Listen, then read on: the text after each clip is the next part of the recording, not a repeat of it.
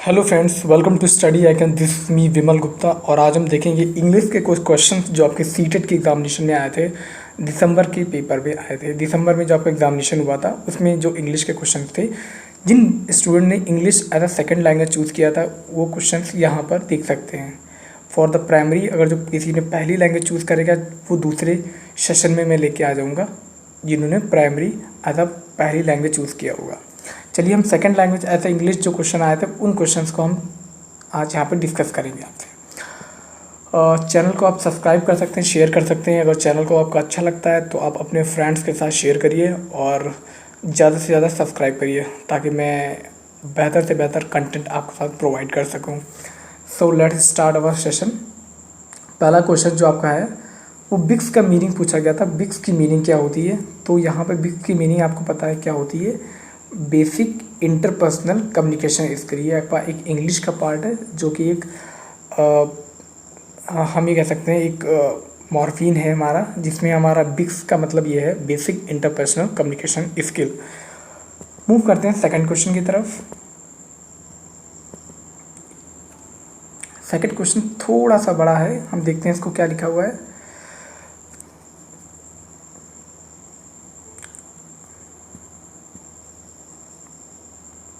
Second question है हमारा, a teacher is telling a story with actions and gestures. एक teacher है, एक स्टोरी को बच्चों को बता रहा है कुछ एक्शंस करके, हाथ से कुछ एक्शंस करके बता रही है और जेस्चर्स यूज़ करके।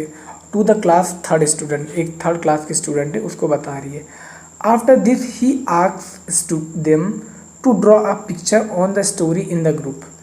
उसके बाद टीचर बच्चों से कहती है कि जो उन्होंने सीखा है पिक्चर्स और जेस्चर्स के थ्रू उस पर एक स्टोरी क्रिएट करे ग्रुप में।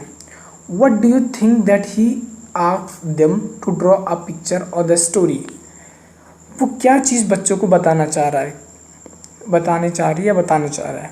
सी wanted to assess their colouring and drawing skill. ऐसा तो नहीं है कि ड्राइंग और कलरिंग स्किल के बारे में जानना चाह रही है। She had completed her class as per her lesson plan. ऐसा भी नहीं है कि लेसन प्लान के अकॉर्डिंग उसकी क्लास कंप्लीट हो गई इसलिए वो बच्चों को कह रही है। She wanted to access their comprehension of the story. क्या वो ये जानना चाह रही थी कि बच्चों ने कितना स्टोरी को समझा है? या फिर she wanted to see the participation of the children while drawing. या फिर वो ये देखना चाह रही है कि ड्राइंग करते समय बच्चे आपस में कितना पार्टिसिपेट करते हैं। तो सिंपल हम ये कह सकते हैं यहाँ पर टीचर ये जज करना चाह रही है कि जो स्टोरी उसने बच्चों के सामने रखी अपने जेस्चर्स या पोस्टर्स यूज़ करके, उस स्टोरी के माध्यम से वो ये जज करना चाह रही बच्चों में कितना स्टोरी बच्चों ने समझा है। तो हम सिंपल कह सकते हैं she wanted to access their comprehension of the story. Comprehension का मतलब एक समझ, कितनी अंडरस्टैंडिंग डेवलपमेंट हो पाई है स्टूडेंट्स में, वो इस चीज़ से चेक करना चाह रही है। Second question, third question move करते हैं हम। थर्ड क्वेश्चन क्या है? While checking the notebook the teacher observe that a child has repeatedly made some error writing such a reverse image. B और डी, बी को डी लिखता है और एम को डब्ल्यू लिखता है। मतलब ये है कि एक टीचर है वो एक स्टूडेंट की नोटबुक चेक कर रही है और वो ये चीज़ ऑब्जर्व कर रही है बच्चे की नोटबुक में कि एक स्टूडेंट है जो कि लगातार कुछ एरर क्रिएट कर रहा है, कुछ एरर या फिर कुछ मिस्टेक कर रहा है। और मिस्टेक बेसिकली क्या कर रहा है, बी को डी लिख रही है या फिर बी को डी लिख रहा है या फिर एम को डब्ल्यू लिख रही है। तो सिंपल हम जानते हैं ये प्रॉब्लम जो होती है डायलेक्सिया में होती है, जो कि एक रीडिंग या फिर हम लोग स्पीकिंग वर्ड जो होते हैं, जैसे हम लोग 100 को क्या पढ़ देते हैं, 100 को वॉस पढ़ देते हैं हम लोग नहीं, जिनको प्रॉब्लम होती है, या फिर गॉड को ये पढ़ देंगे डॉग। तो ये प्रॉब्लम डायलेक्सिया में आती है जो कि हम लेटर्स का सही से इंटरप्रेट नहीं कर पाते हैं और कुछ भी, या फिर हम उस चीज़ को रिवर्स में पढ़ लेते हैं। तो हम ये कह सकते हैं the person suffering from the learning disability. और वो लर्निंग डिसेबिलिटी क्या है? डायलेक्सिया। मूव करते हैं थर्ड क्वेश्चन की तरफ। यहाँ पे थर्ड क्वेश्चन क्या है? A teacher of class second, एक सेकंड क्लास की टीचर है, uses learner knowledge and language to build a bridge between mother tongue and the English language teaching. Here the learners language is used in teaching English as. मतलब कहने का ये है, एक teacher है जो कि बच्चे की मदर लैंग्वेज यूज़ करती है, मदर टंग जो उसकी होती है वो कोई भी हो सकती है। और दूसरी चीज़ उस इंग्लिश टीचिंग लैंग्वेज और इंग्लिश लैंग्वेज टीचिंग और इंग्लिश को पढ़ाने में यूज़ कर रही है। Here the learner language is used. तो कहने का मतलब ये है, यहाँ पे जो टीचर है वो मदर टंग बच्चे की यूज़ कर रही है, वो मदर टंग जो बच्चा स्टार्टिंग के समय, एडमिशन के समय अपने स्कूल में आता है लेके एक तरीके की, तो वो लैंग्वेज यूज़ कर रही है इंग्लिश पढ़ाने में। तो यहाँ पर जो इंग्लिश पढ़ाने में वो लैंग्वेज यूज़ कर रही है जो कि मदर टंग है बच्चे की, वो ऐसा क्या यूज़ कर रही है, तो हम बिल्कुल कह सकते हैं वो ऐसा रिसोर्स यूज़ कर रही है। वहाँ पर ऐसा रिसोर्स यूज़ कर रही है जो बच्चे की मदर टंग लैंग्वेज है, इंग्लिश पढ़ाने में एज अ रिसोर्स यहाँ पे यूज़ कर रही है। आई होप ये क्लियर हो गया होगा आपका। मूव करते हैं सेकंड क्वेश्चन की तरफ। नेक्स्ट क्वेश्चन जो हमारा है, the aim of teaching poetry in the class.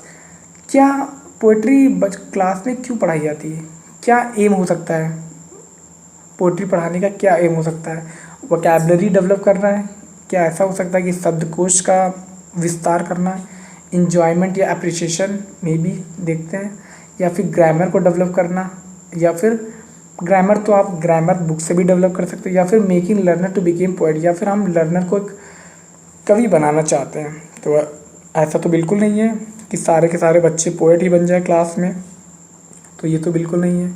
Grammar book से भी पढ़ी जा सकती है, वोकैबुलरी भी डेवलपमेंट यहाँ पे नहीं बात हुई है। यहाँ पे बात क्या आई है, इन्जॉयमेंट एंड अप्रिसिएशन। कहने का मतलब जब हम पोएट्री या फिर कहानी पोएट्री जब कहते हैं तो बच्चों में कहीं ना कहीं एक क्रिएटिविटी, एक क्यूरोसिटी भी जागरूक होती है कि मतलब चीज़ों को अच्छे ढंग से सुनना, उनमें कहीं ना कहीं एक बहुत अटेंशन भी पोएट्री रोल प्ले करती है। तो जो करेक्ट आंसर आपका है इन्जॉयमेंट और अप्रिसिएशन के लिए यहाँ पर जो टीचर है वो पोएट्री को टीच करती है क्लासरूम में। मूव करते हैं नेक्स्ट क्वेश्चन की तरफ अपने। मॉर्फीन, आपको पता है फोनीन और मॉर्फीन क्या मतलब होता है? मॉर्फीन में एक्चुअली में ये होता है, ये हमारी होती है, इसे मैं आपको बताता हूँ। मॉर्फीन क्या होता है? Smallest unit of word. क्या ये कहा जा सकता है कि स्मॉलेस्ट यूनिट ऑफ वर्ड होता है, या फिर smallest unit of meaning that can not be broken, कि अर्थ जो कि और फर्दर तोड़ा नहीं जा सकता, या फिर smallest unit of word that can be broken up into the new meaning, या फिर स्मॉलेस्ट यूनिट ऑफ फ्रेज। तो बिल्कुल मॉर्फीन हम लोग जानते हैं कि मॉर्फीन क्या होता है।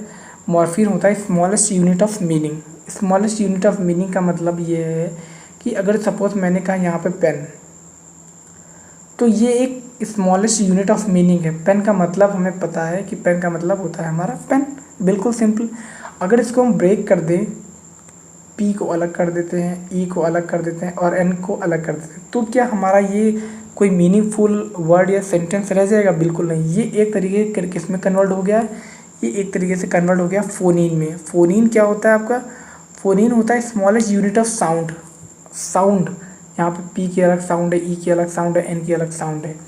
लेकिन जब हम बात करेंगे किसकी, जब हम बात करते हैं स्मॉलेस्ट यूनिट ऑफ मीनिंग, तो यहाँ पे बात आ जाती है मॉर्फीन की। ऐसे हमें पता है ये सिंटेक्स क्या होता है। सिंटेक्स आपको पता है, सिंटेक्स आता रहता है।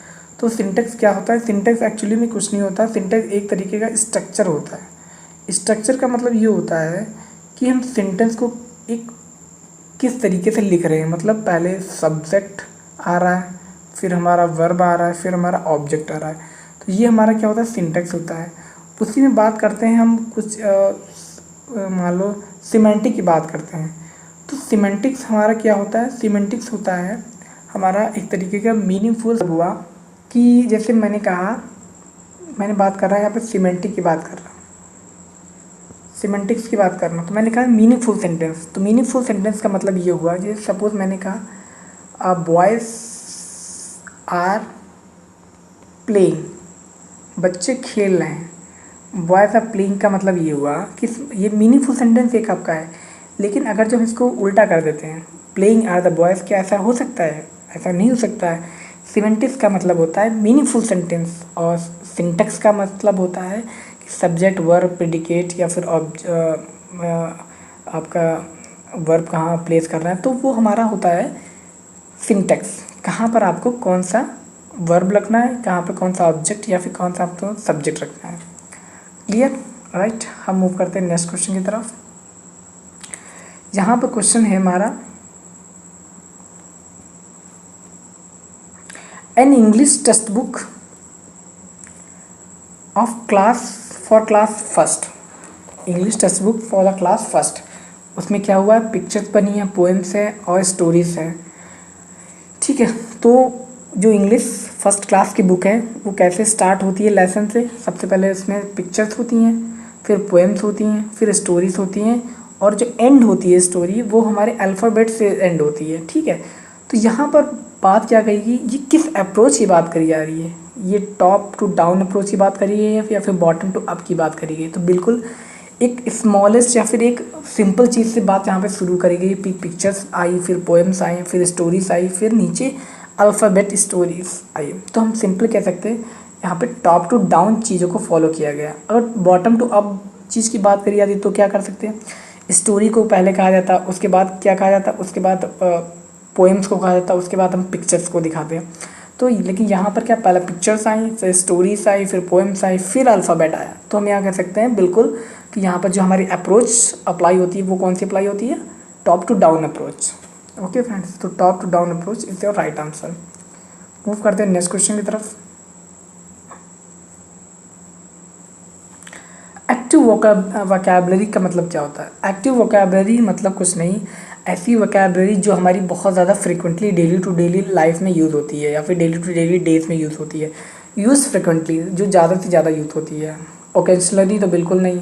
डिफ़िकल्ट टू प्रोनाउंस ऐसे तो बात है नहीं। फोनोलॉजिकल एंड लेक्सिकल ऐसा भी नहीं है। तो एक्टिव वोकैबुलरी हमारी कौन सी होती है, जो कि हमारी बहुत ज़्यादा फ्रिक्वेंटली यूज़ होती है। ठीक है, फ्रिक्वेंटली जो यूज़ होती है। मूव करते हैं नेक्स्ट क्वेश्चन की तरफ। क्या कहा गया यहाँ पर, which one of the following statement is not correct, ऐसा कौन सा स्टेटमेंट है जो करेक्ट नहीं है about print rich environment. It consist of a context based relevant material for children such as picture, rhymes and stories. सही बात है। Once a material is pasted on the wall, एक बार एक मटेरियल पेस्ट कर दिया जाता है on the wall, it should not be removed for the whole session. कहने का मतलब ये है, जैसे आप जो प्राइमरी स्कूल होते हैं रूरल एरियाज़ में आप जाओगे तो वहाँ पे आप देखोगे दीवारों पे पेंटिंग्स बनी होती है, जैसे आप स्वच्छता को लेकर या फिर बच्चे बने होते हैं, पढ़ाई को लेकर कोई पेंटिंग्स बनी होती है जिसमें कुछ बच्चे खेल रहे होते हैं, कुछ वर्णमाला पढ़ रहे होते हैं। तो बात यहाँ पर ये कही जा रही है, क्या वो मटेरियल्स एक बार पेस्ट कर दिया जाए या फिर वॉल्स को पेंट कर दिया जाए, वो दोबारा सेशन में पूरे साल क्या हटाया ही ना जाए, कैन नॉट बी रिमूव्ड? ऐसा नहीं है, बिल्कुल नहीं। उन चीज़ों को हमेशा समय समय पर चेंजेस भी करी जाती हैं, समय समय पर टीचिंग स्टाइल जब चेंज करी जाती है, समय समय पर बच्चों में कुछ अंडरस्टैंडिंग या फिर समय समय पर कुछ बेहतर सिखाना होता है, तो उन चीज़ों को हम वॉल्स पे या फिर हम पोस्टर्स के माध्यम से अप्लाई करते हैं, जिससे कि एक बच्चों में सीखने की जागरूकता जो है वो विकसित हो। तो ऐसा नहीं है वो पूरे सेशन भी लगे रहें। तो ये आपका रॉन्ग आंसर है, यही पूछा गया था, नॉट करेक्ट। चलिए मूव करते हैं नेक्स्ट क्वेश्चन की तरफ। इसमें क्या है, a multilingual nature of the Indian classroom should be resource so that, मतलब यह है कि बहुभाषा जो कक्षा होती है वो ज़रूरी होता है क्लास में। क्यों?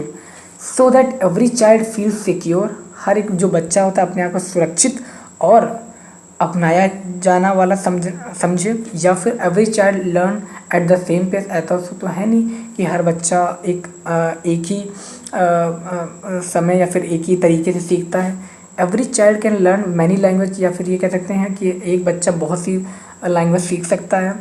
A teacher develop the language proficiency, ऐसा तो है नहीं कि मतलब लैंग्वेज में बहुत एक बेटर अंडरस्टैंडिंग टीचर डेवलप कर पाए। तो मतलब multilingual nature of the Indian classroom इसलिए होता है क्योंकि वहाँ पर हर बच्चा अपने आप को क्या कर सके, सिक्योर समझ सके, कि मतलब every child feel secure and accepted. वो अपने आप ये बच्चे को नहीं लगना चाहिए कि वो उसकी भाषा जो मदर टंग है वो जो लेके आया अपने साथ उस चीज़ में वो बात नहीं कर पा रहा और अपने आप को कहीं ना इन्फीरियरिटी ना फील करे, एक हीनता का भाव उसमें ना आए।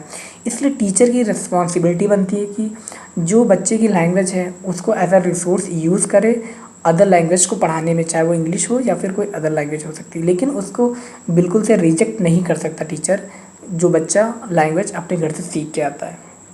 मूव करते हैं नेक्स्ट क्वेश्चन की तरफ। Which of the following is not which of the following is not a form of literature for the children, मतलब ऐसी कौन सी चीज़ है जो साहित्य नहीं कंसीडर करी जा सकती है। पिक्चर बुक, ऐसा तो है नहीं, बिल्कुल भी नहीं, पिक्चर बुक तो ऐसा है नहीं, तो ये भी नहीं है। मिथ एंड लीजेंड्स इस भी नहीं, टेल्स ऑफ हिस्ट्री इस भी नहीं। थ्रेसेस, थ्रेसेस जो होता है आपको डिक्शनरी से रिलेटेड होता है, ये एक आपका डिक्शनरी होती है जो कि आपकी डिक्शनरी से रिलेटेड होता है, ठीक है, जिसमें आपको मीनिंगफुल वर्ड की मीनिंग मिल सकती है। तो ये एक लिटरेचर से रिलेटेड चीज़ नहीं है। Okay friends, this is your not right answer. Next question तक मूव करते हैं।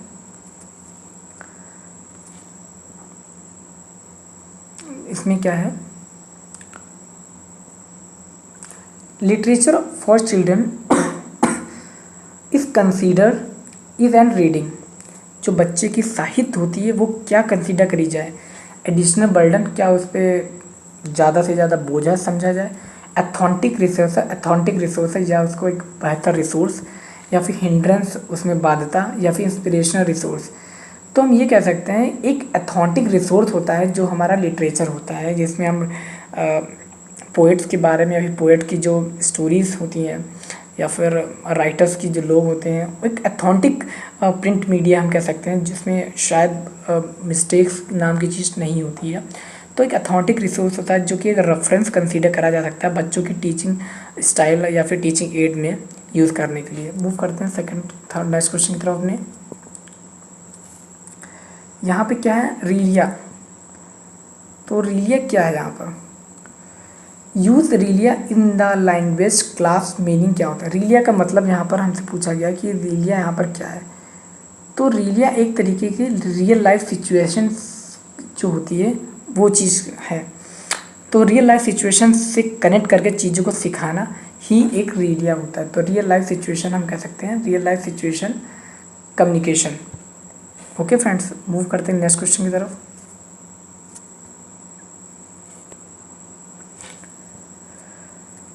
हमारा ये क्वेश्चन जो है, a teacher wants to create a language rich environment in a classroom.